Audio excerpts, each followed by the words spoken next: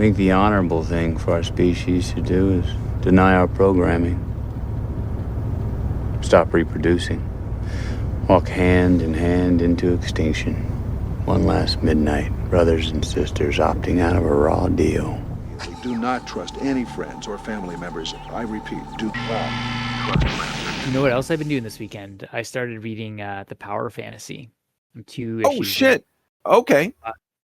that hits the ground running. It's the first episode just delineates a conflict really well. Yeah. And it is, I don't know, have you seen The Good Place? No. Okay. Yes, actually, wait, no, with the good The sitcom with Ted no, Danson. then I've seen that. Yes, I have The Good Place. Of Yeah. course. I saw the whole thing. Yeah. I loved it.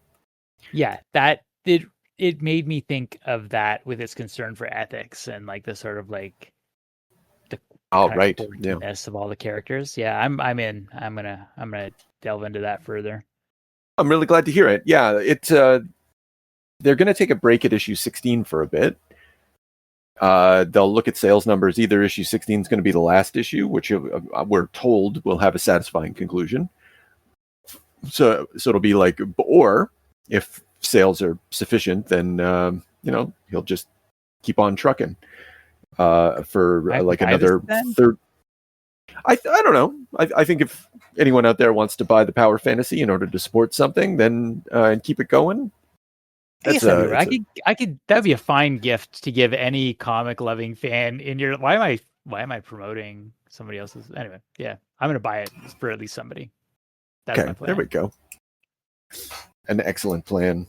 Yeah. Since we're talking about the comics news of just things that we read, I read the new Sammy Harcum issue of Crickets. I think fucking 9 or 10 or something. It just released. It's sort of a popular indie fair book.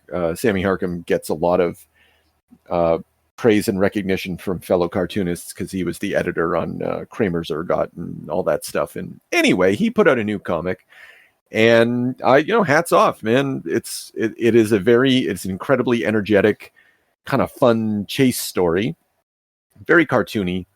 And I was, it's not long. I think it's like 48 pages, something like that, and probably less.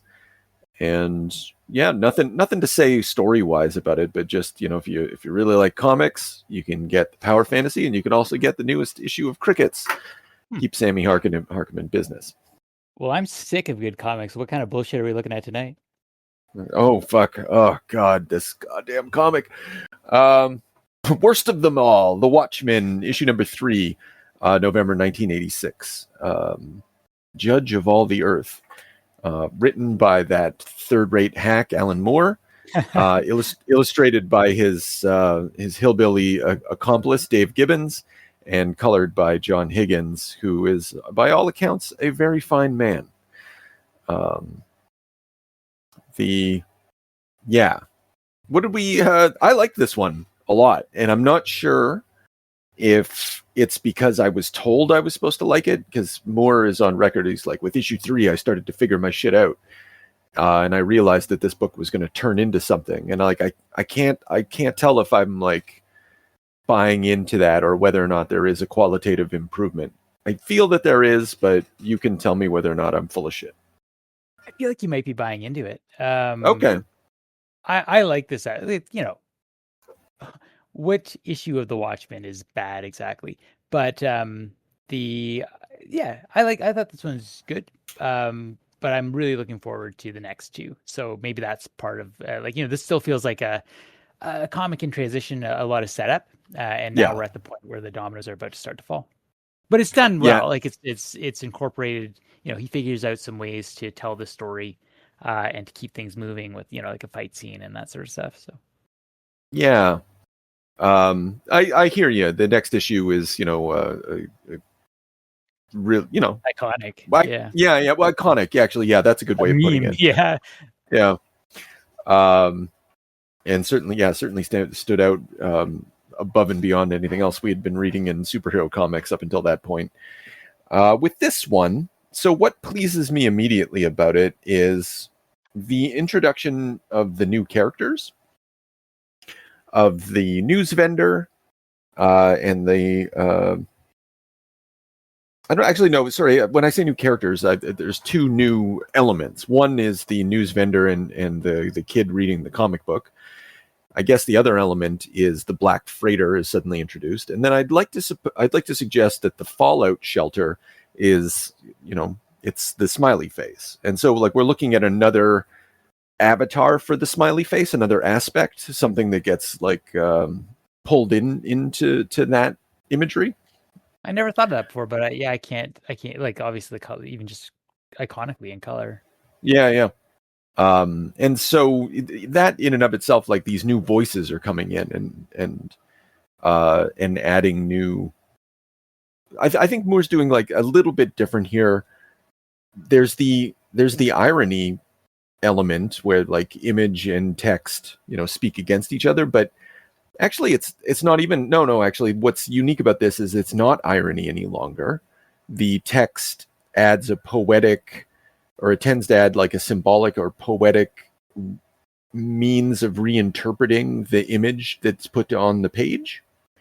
And you see this almost immediately. Delirious, I saw that hell-bound ship's black sails against the yellow Indies sky, and knew again the stench of powder and men's brains and war. And then you look at the image, it's a Fallout shelter, but the yellow is now suddenly the Indies sky, and the black is the black sails of the Black Freighter. And that I feel that's not something we'd been doing up until this point. And it continues along that path throughout this issue, and I think that's what I'm latching on to. I feel like he just found a slightly different technique to apply. I find this really interesting. Yeah, one of the things I want to get out, like on my list of things I want to get out of this reading, is I'm going to out myself as a bit of a I don't know, a churl, I don't know, like a hack, but I've never really connected with the Black Freighter story. Right. It's not that I think that it's bad or like unnecessary. It's a lot. Like it really slows things down, and it does. Yeah, it's dense. So yeah. But like I just really wanted to think through what work it's doing in the text, and I picked that up to the immediacy of the. It's almost like there's a layer being added of pulp to the stark reality. There's a contrast being formed between this newsman and his like. We were talking yesterday after we recorded about sports and how easy it is to be that sports fan who doesn't know anything but is just like loud about like and opinionated, and that is basically what our news friend is. We ought to nuke Russia and like God sort it out, and like on and on in that vein, like that sort of like casual commentary on politics without any sense of what you're actually saying. Like how often do you hear people do that? And that I think the black ship is a symbol of war. Like it's the artists sort of symbolic interpretation of that, and like everything that comes with that. It's a grim reminder of the reality of what will happen if war is allowed to happen. Yeah, and that's what I was in. So this is getting ahead of ourselves, but with the Black Freighter, I'm reminded of the 4 different types of biblical interpretation, like topological and allegorical and literal, and I think the last one is anagogical. And hear me out here. I think that we could take the Black Freighter material as something that's anagogical. It detects allusions to the afterlife. From the visible, the invisible action is disclosed. It's usually these are the sort of things that, like the interpretations that will lead one more further into faith. That's not what's happening here. We're led, I don't know, towards annihilation, towards like this. It is the future horrors that we know are going to come. I mean, like as readers who have finished the text, we know how the finale. And the Black Freighter stands in as that event reverberating backwards in time, and casting, which is why I would have liked some of the Black Freighter stuff in the first 2 issues. Just to keep it like if what I'm saying is true, then it should have hit the shores of issue number 1 rather than floating upon the shores of issue 3. Yeah, and we're going to see that. Like, I think I'm going to try to point out what I mean as we go, or like examples of what I'm thinking of. There's two images in particular that we're going to get in this issue that I hopefully will help me flesh out my idea.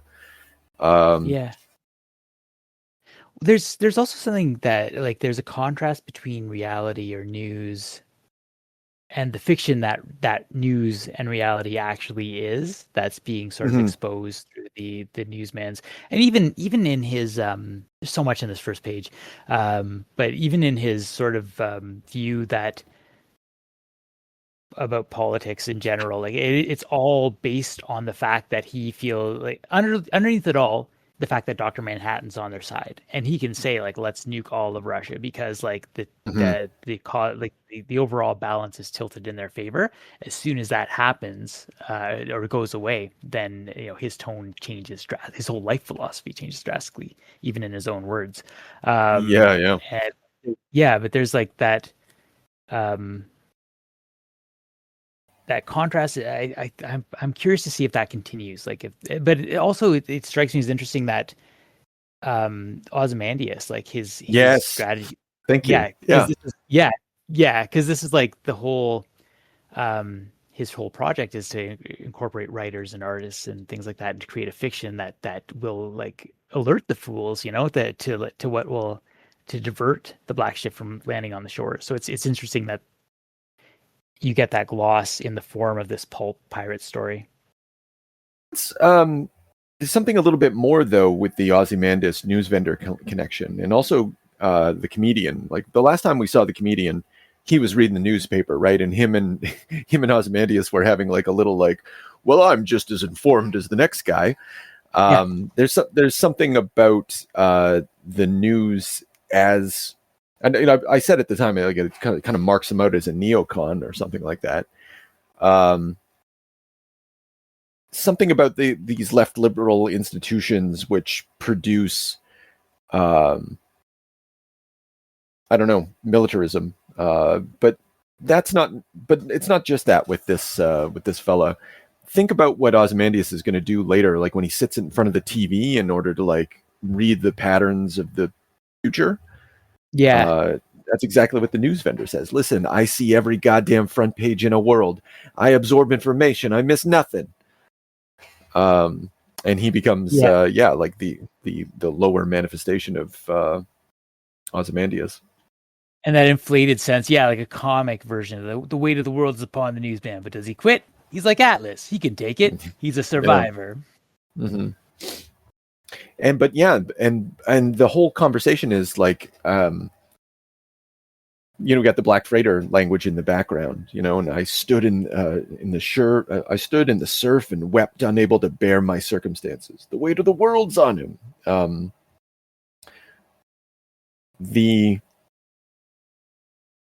It's like when they're selling papers.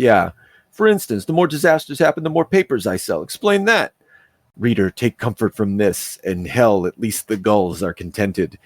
We're the gulls, and we're contented upon this festering corpse that is placed before us, right? Anyway, it's all very to neat effect. It's the I guess, to put a bow on it, the Black Freighter is the sort of emotional truth, like the underlying sense of that. Yeah, I think so. There's also this theme of sight in it. Like, he prays that the gulls will take his eyes, but they won't. And then in the end, it's the prow of his ship that has seen him through all this horror. It has this ivy wreathed upon, and he's thinking about just taking it away. But then he's like, he just can't. He doesn't have the heart to do it. He wants to spare her the sight of that, like all the carnage, and that.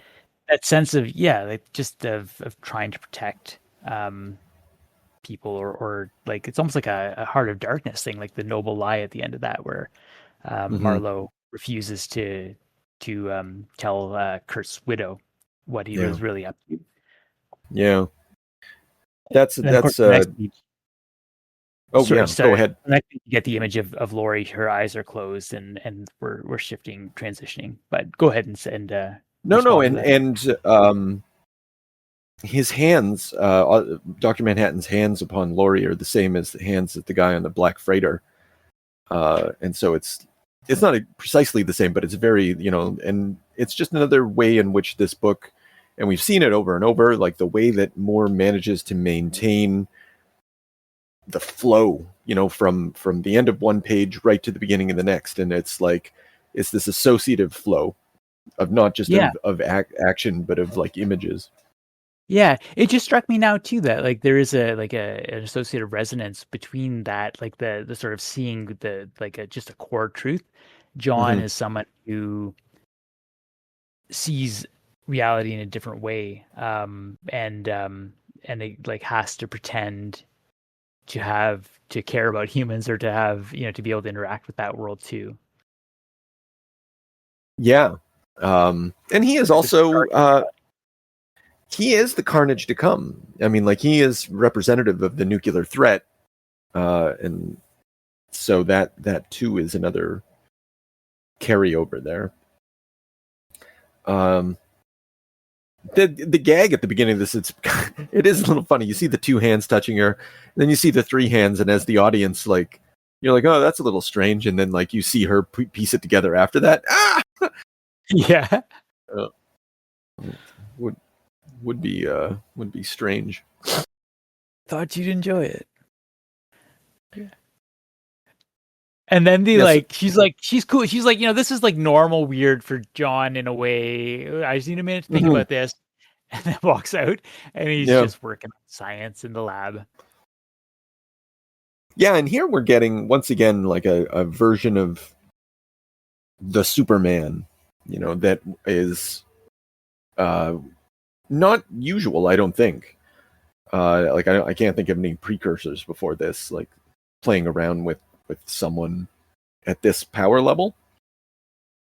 And most importantly, not just power level, but way of thinking, affect. Usually someone like this would be like Ultron or something like that, but it's like presented he doesn't seem like a bad guy. He's just kind of godlike, right? Yeah. Yeah, it's interesting because that morality, the cold objectivity is not usually something we associate with superheroes. It's sort of like it's a righteousness. It's sort of like a feeling that you have that, things ought to be away. And he's just trying to keep, like, he's rationally understands that, things should continue on, but he has no feeling for it at all. Mm-hmm. Yeah. And as we'll see in the next issue, like that process took time. And we've gotten a sense of it actually already with issue 2, where the comedian shoots that woman in Vietnam, and John's, but it's not really depicting him fading away, but it's just sort of telling us that he's fading away. You're turning into a flake. Yeah, he's really like, if you think there's a problem with my attitude, I'm prepared to discuss it. Yeah, that's the worst. That's bound to infuriate any Shut up, I hate you. So she storms out.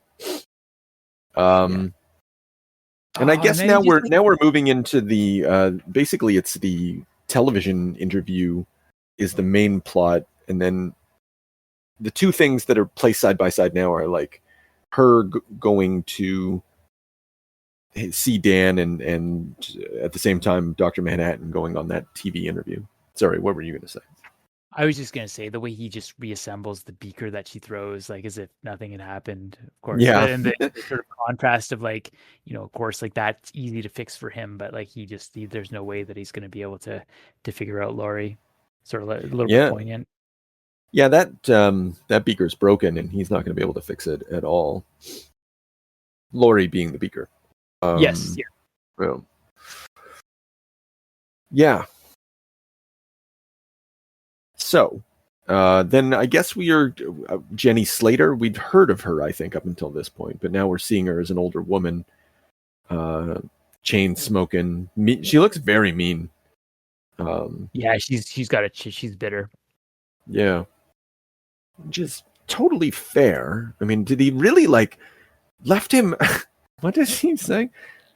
Left him Just for a leaves her- 16-year-old in underwear. Yeah, what the fuck? Like, was she really 16? I hope not. I bet he was. I bet she was. Yeah. Yeah. But I don't remember that being explicitly stated earlier, but we'll get a sense of it next time. Yeah, that was always the thing that bothered me about Dr. Manhattan. Not out of like sort of, it just seems so stupid. Like he's not a passionate character, so what's he chasing tail for? Why does he care about like a younger woman? I'm like in this case, a teenager, but yes, yeah. like he's barely interested in humans at all. So yeah, it just doesn't make any sense to just kick an older woman to the side. Yeah, because like they'd all have the same number of molecules or whatever, right? Like, exactly. Yeah, that would be more how he would look at it based on what's established. Yeah. So I think that's a poor choice on Moore's part. If you stop and think about it, you're like, well, that's no good. But it like that sort of insight though doesn't really like it doesn't ruin anything. But you're just kind of you're like drama that's added by it. Yeah. Another character that's introduced here when Laurie gets in the cab, it's the I believe it's been a long time since I've read it, but we're going to see that cab driver later, right? She's going to be having a fight with her girlfriend or something. Pretty sure that's the case. But not a main character by any stretch, but I think by the time we get to the last few issues, she'll show up again. Okay. It's been a tick though. Couldn't tell you for sure. So his presence, or she has cancer, smoking 3 packs a day, because why the fuck not? Yeah. And it just seems like, well, she's basically accusing him of causing, or not accusing him, but just like the exposure to him is the source of it. Yeah. And Moloch has cancer, and like I don't know, people get cancer. It's never actually determined whether or not John is at the center of any of this. He might. Yeah, and it's honest. Yeah. It is really weird that no one who he like teams up with or spends time around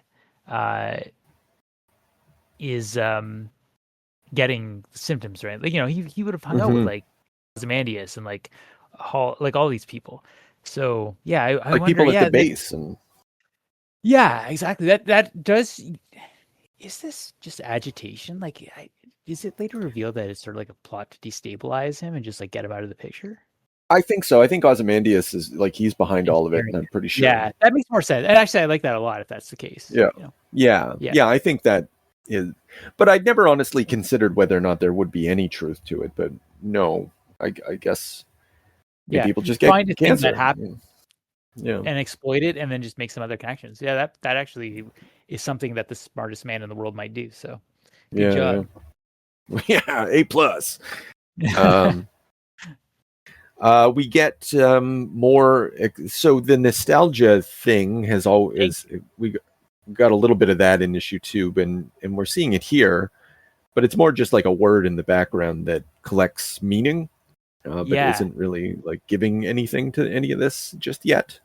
I love that tagline. Where is the essence that was so divine? And like you can totally see it working as an ad. Like that's a great slogan actually for a perfume. But just that sort of that can hang over a lot of things. Even just like John's interest in humanity, for example, or like their relationship, which is it's Laurie coming out of that theater.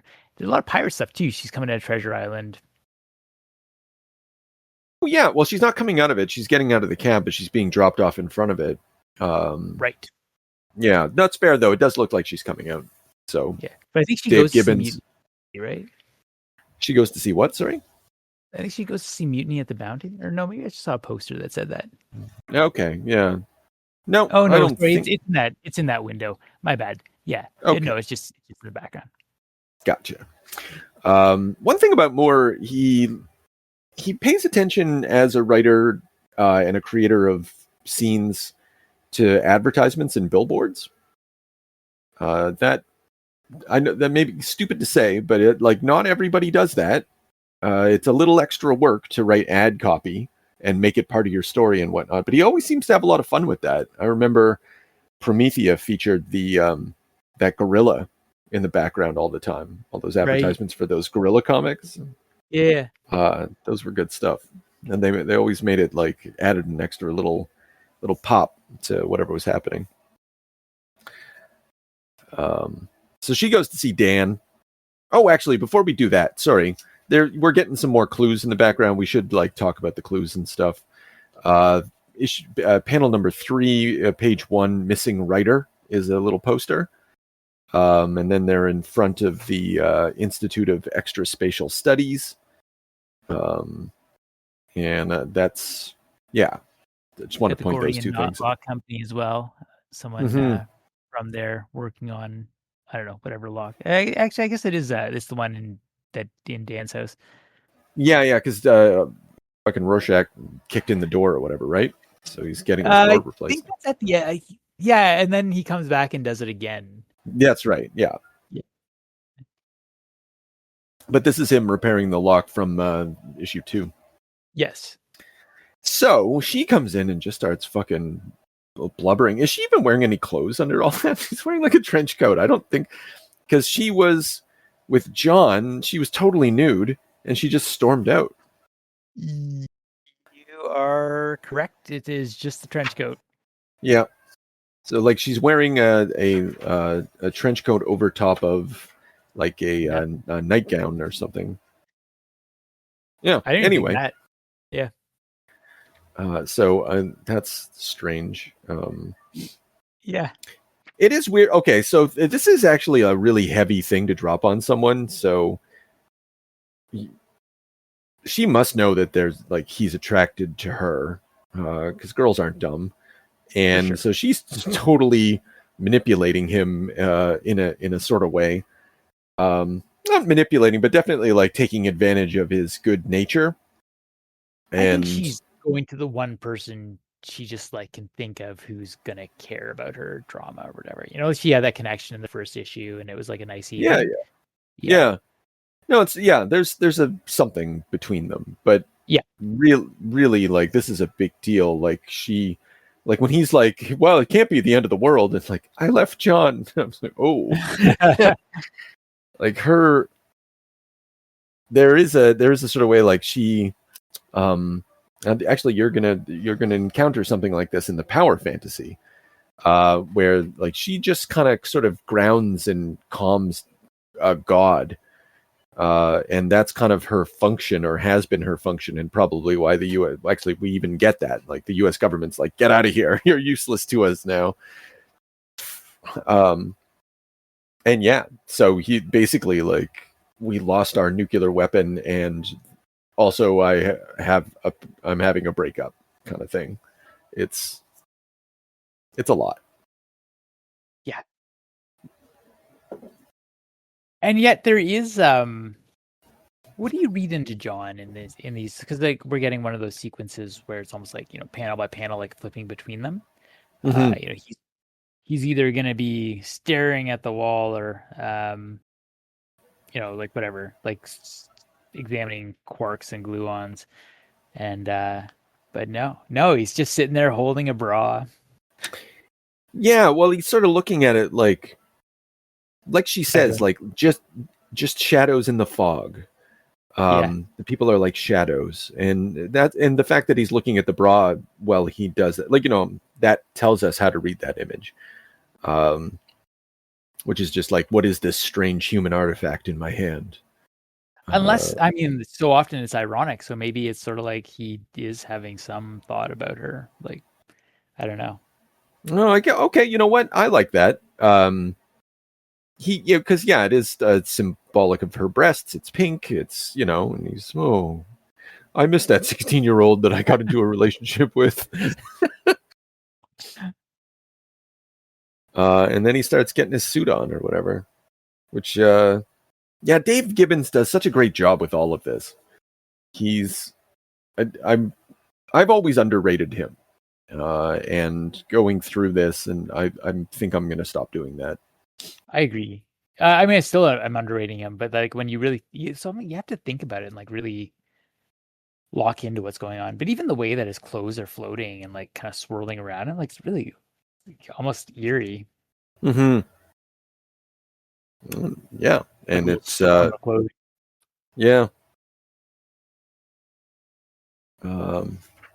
So yeah, he's getting ready, and they're getting ready to go out, and so like now the parallelism is established. I never saw This Island Earth,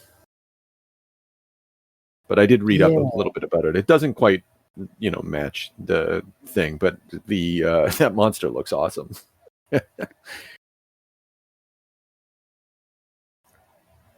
Yeah. So John's going to do an interview. Go ahead. Yeah, I don't really have anything to say about the interview, No. other than this is the stuff that just moves the plot forward. Yeah, glad it's very brief because like the guy gets one question and it's like he's on John about the like all these people, the connections who have his sidekick, Dr. Manhattan's buddy, died of cancer, 71, and then these other people that he's bringing forward who have also Moloch and Jen. Well, I've forgotten her name, but the smoking lady. All right, Janie Slater. Yeah. Yes, Slater. And then, of course, it's like the contrast in order to just sort of because this is exposition moving the plot forward, and then you get the Dan and Laurie intentionally wandering into an alley, basically like hoping that something will happen where they can vent and kicking the shit out of these thugs. Yeah. It beats walking these bad neighborhoods. I'm in a bad mood. Yeah, I love the violence in this. And when the way Dan looks at her as he just calmly puts his glasses away, and then they just like break arms and destroy noses and grab balls, back fist and everything. I was just like, holy Christ! Yeah, it's a lot of sense, though. I mean, yeah. I like it a lot, as I've always enjoyed the violence of this and Moore's understanding of what a fight looks like. Yeah, or Dan what it could look like. Savage, actually. Mm-hmm. You don't expect that. Yeah, and then they just they don't even talk. There's no quips or anything. They're just like, nope. Just letting the interview hang out. Am I starting to make you feel uncomfortable if she grabs that guy's balls? Like, yeah. Come on, the mob's getting aroused. Like all these, this is actually kind of in sometimes it comes off very well, and other times it feels like that is a strange choice of words. The mob's getting aroused. People don't say that. No. Just but they do in this comic. It is the payoff. Like this fight is the payoff for Hollis's the behind the mask, because. Like here, clearly they are like amped up after this, like just as the way that they're breathing. It's like this is sex. Yeah. They're even like they seem post-coital. Yeah. She lights a cigarette after. Yeah. He's like, oh God, what have I done? Yeah. Yeah. So I do like the contrast between the two things. Like it brings the ambushing of Dr. Manhattan during the interview isn't in and of itself visually interesting or exciting. No. So placing it side by side, this is good. Yeah, it's smart. It's smart instincts. I mean, clearly. Weird strategy. I don't know why you would want to wind up your like a talking H-bomb, but that guy goes right after him. He's a little fearless, and I know like not everyone's a coward or whatever, but like they're swarming him. Like I don't know, he's genuinely unearthly, and you don't get that sense. He just feels like a fucking schmo got ambushed by the journalists. Yeah.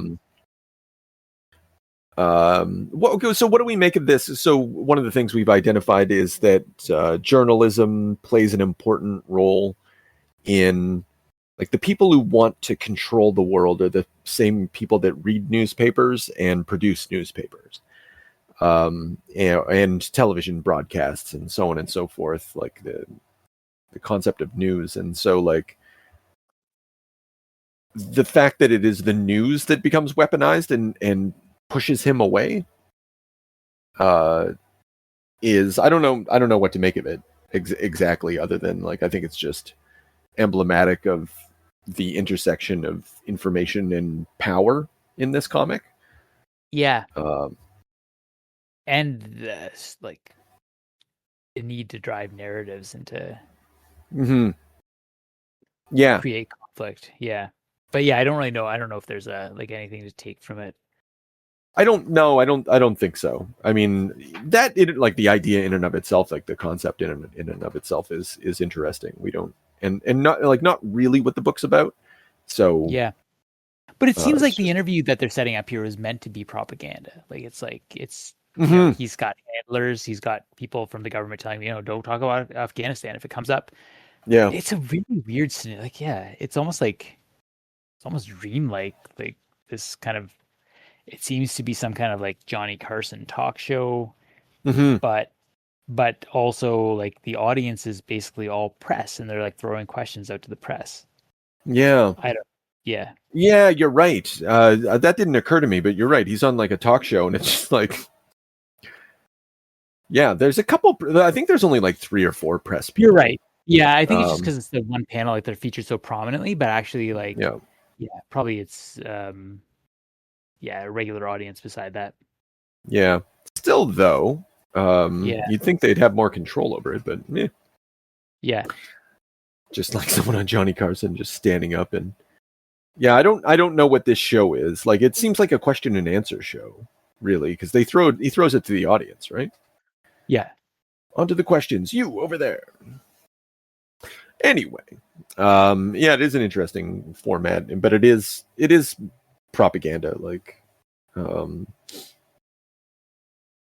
and so he sends everybody away. I wonder where he sent them. Yeah, I've always wondered that too. Maybe there's an answer in like some like offhand comment in the future, but and then he takes off. Dan goes to see the old night owl fella, just that way we can keep him in the narrative. And now we're back to the news vendor and the black freighter and the fallout shelter symbol. Yeah. Oh, actually, sorry. There's like a lot. There's a couple more transitions that I had forgotten about. Okay. Anyway, we didn't talk about. I don't know if there's much to say about it at all, but I forgot that Rorschach in his like civilian costume is looking for that newspaper. Right. I guess we will see him in a bit. Like he buy an issue and like here we go. Yeah. Like, he tells the guy to hold. The world's ending today. Can you make sure you hold my paper for me tomorrow? Yeah. Yeah. And it turns out that he's nice. It's nice little bit of foreshadowing and like a fun moment with Rorschach. He was right. The world may have ended. But I see the world didn't end yesterday. Are you sure? So actually here, the black freighter so here's one of the things that I'm talking about. Like let's page 22. Where Rorschach is, it says, "Are you sure?" And then we slip into the black freighter, and we don't have to read all of it. But I'm talking about the final, like the sixth panel, where the dude's dragging those dead bodies, into the ditch or whatever. It is echo like it's a future echo of all those bodies that we're going to see in the final issue. Okay. When the squid creature shows up and there's just page upon page of calamity. And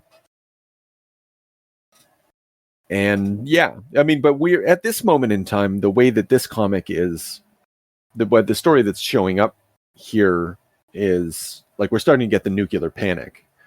like a much stronger manifestation of it now that Dr. Manhattan's kind of broken the peace. This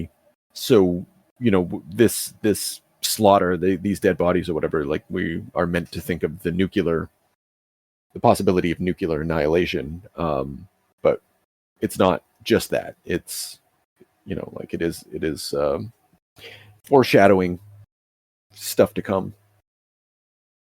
Absolutely. Yeah. Yeah, drumbeat of war. Yeah, and our newsman goes from, that kid asks for his hat or whatever. He's like, no, everybody, you shouldn't rely on help from anybody. In the end, man stands alone, all alone in the final analysis. And he goes from that to, we all got to help each other. Hey, take the thing, take the comic, be kind to your mother. We all got to stand together, right? Life's too short. Yeah. I looked up, so hey, let me your cap, man. I'm getting red. And the guy's like, it's my philosophy. And he's like, suit yourself, jive ass. And I was like, what does jive mean? And it means like liar or bullshit. So like he's just calling the guy full of shit there.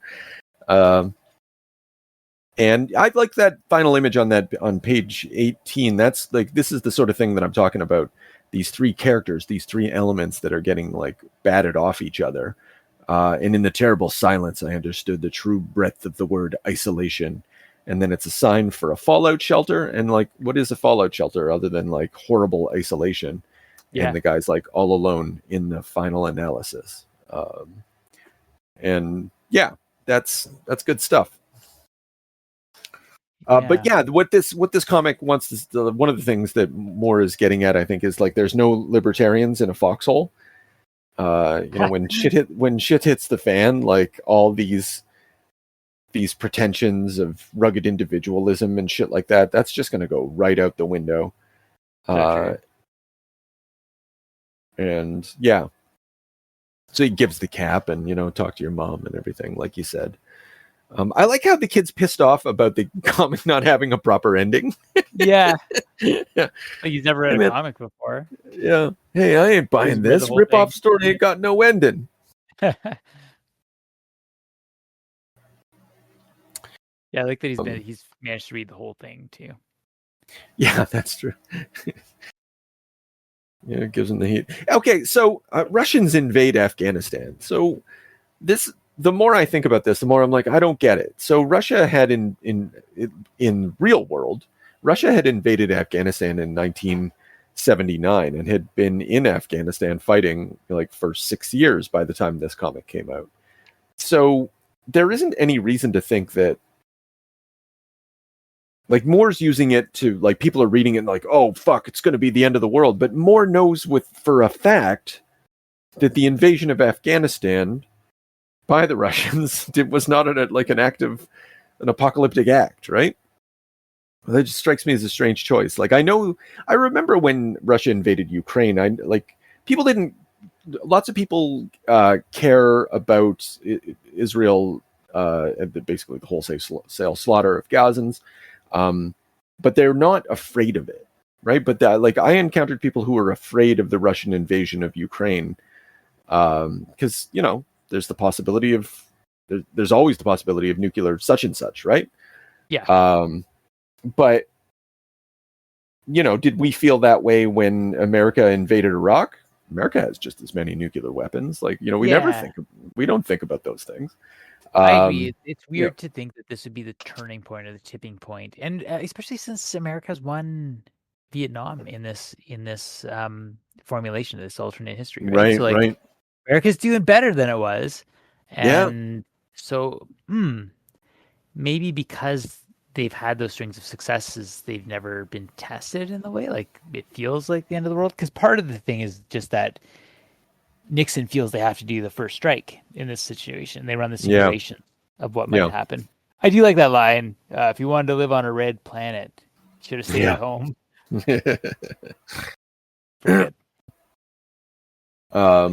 Anyway, like it's are we supposed to understand that, Dr. Manhattan has left?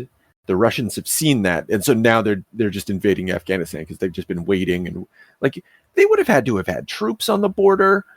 Well, actually, I guess they would have already had that sort of thing going on because, like, the tensions were there. Yeah, the liaison.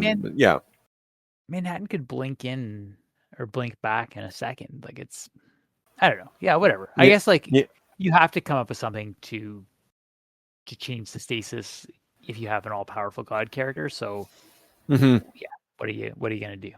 Yeah, and it's got to be something, right? Yeah. And then him walking on. So he goes to what we're gonna what we discover is his birthplace. As Dr. Manhattan, the ruins of, what does it say? Sorry, something play flat. Among the streams and the. Oh, I'm sorry. I think the picture he has. Oh no! What pictures do you have?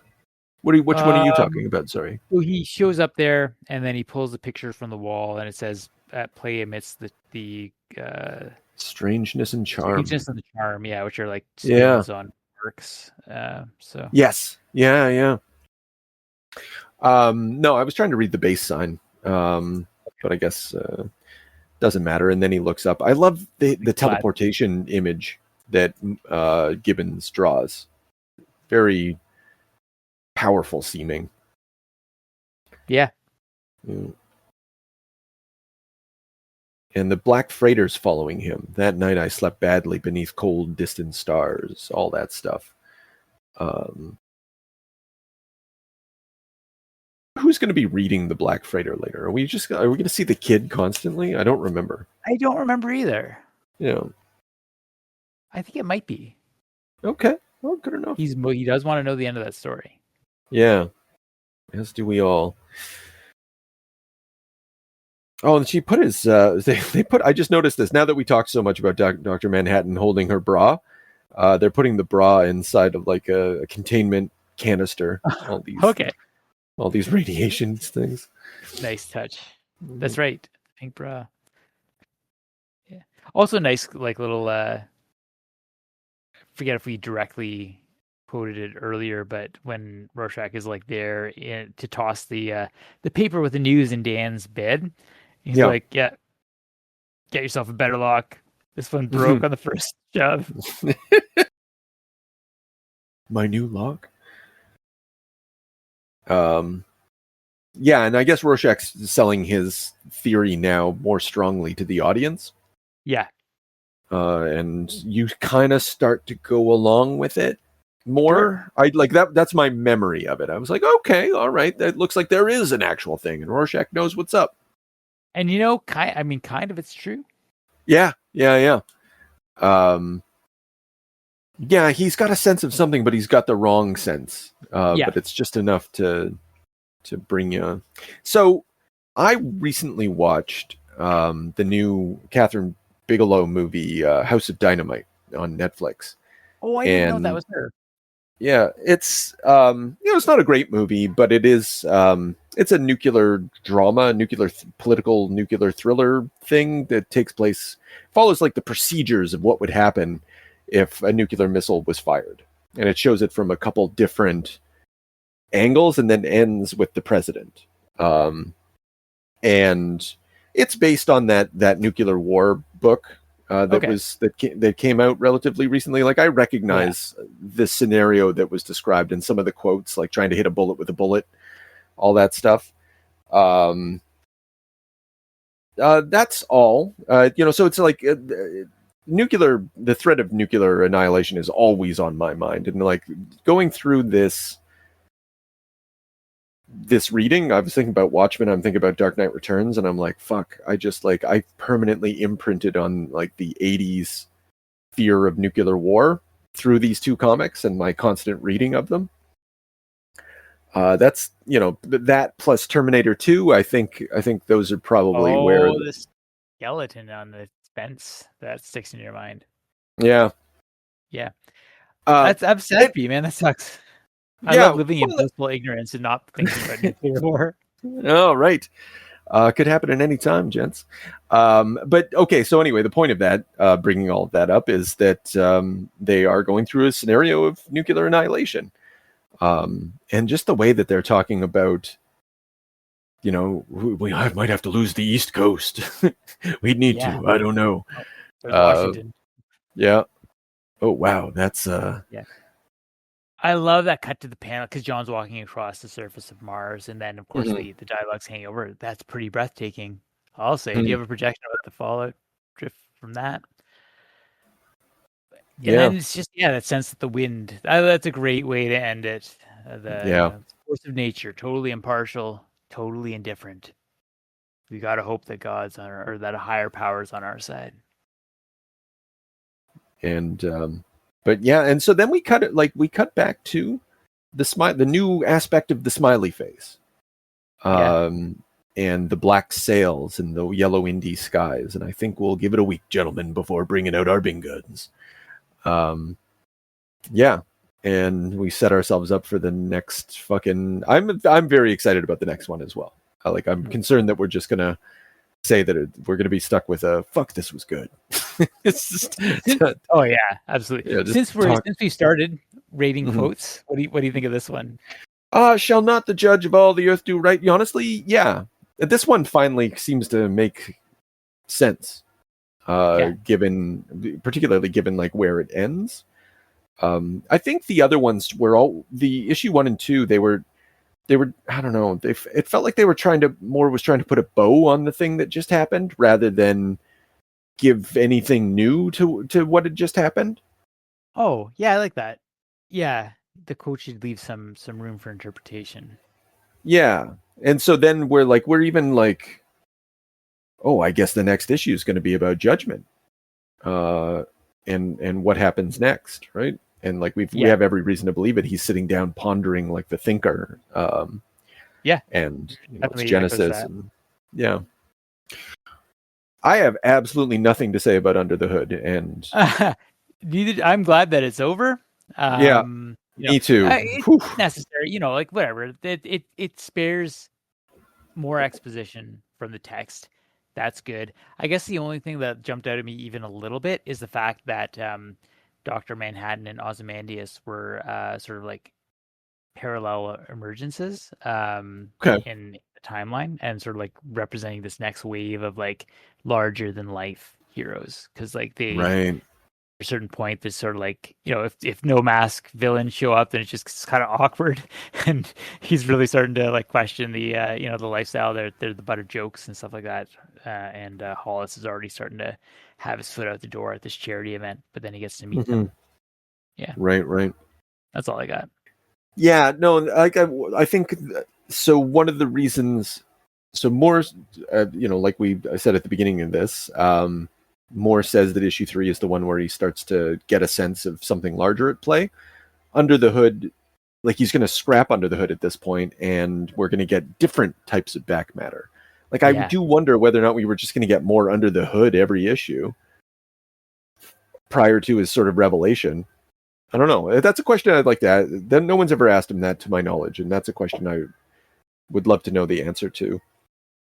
He'll be dead soon. Fucking, how do you those guys are getting old. Yeah. How do we summon Alan Moore? Yeah, like Glaucon, man. We gotta get an in with Glaucon.